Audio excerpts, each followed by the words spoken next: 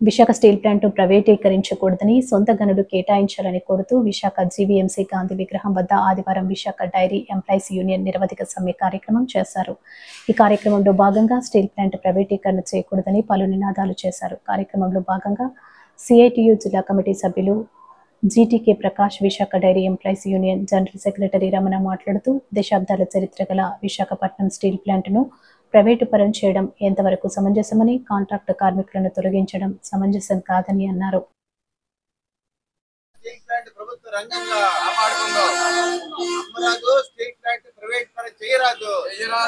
పేరు జీటీకే ప్రకాష్, సిఐటియు విశాఖ జిల్లా కమిటీ సభ్యుడిని.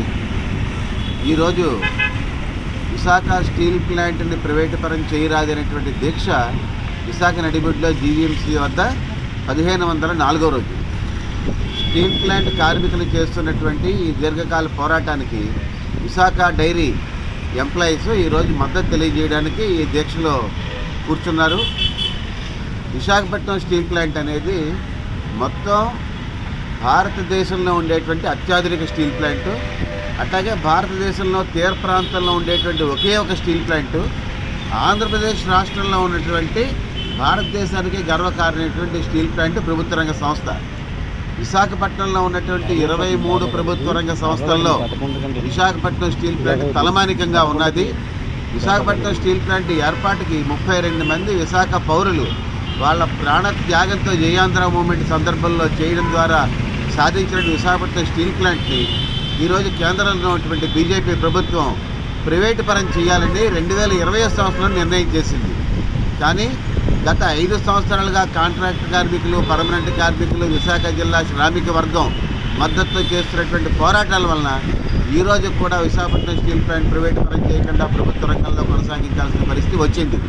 అయితే ఈరోజు విశాఖపట్నం స్టీల్ ప్లాంట్ని నేరుగా ప్రైవేటు పరం చేయలేక ఇక్కడ కార్మిక శక్తిని తగ్గించడం కోసం వీఆర్ ఆపరేట్ చేసి 2 విడతల కింద ఇప్పటికే 2000 మంది పైచలకు వీఆర్లో మరి పంపించాలనేటువంటి ప్రయత్నం జరిగింది. కొంతమందిని పంపించారు.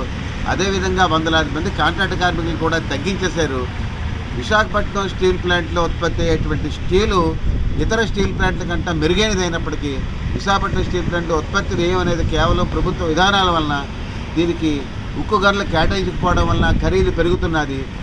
రాబోయేటువంటి మెటల్ స్టీల్ ప్లాంట్కి కూడా ఉక్కు గనులు కేటాయించడానికి రాష్ట్ర ప్రభుత్వం ప్రయత్నం చేస్తున్నది. కానీ ఇప్పటికే ఉన్నటువంటి ప్రభుత్వ రంగ సంస్థలు స్టీల్ ప్లాంట్కి ఉక్కు గనులు కేటాయించకుండా ప్రైవేటు పరం చేద్దాం అనుకుంటున్నది.